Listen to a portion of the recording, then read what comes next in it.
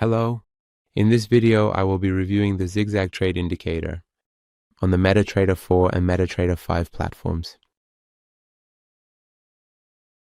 This indicator displays support and resistance lines for us on the chart based on the ZigZag indicator. It displays the support lines in red and the resistance lines in blue. Let's go over the settings of this indicator together. First, we have the ZigZag indicator settings, which are depth, deviation, and backstep, and we can input these values.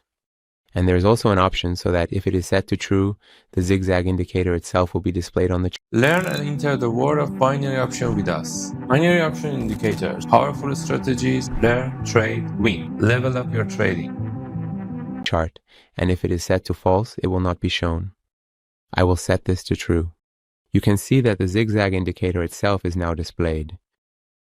You can also use the MT4 version of this indicator on the MetaTrader 4 platform.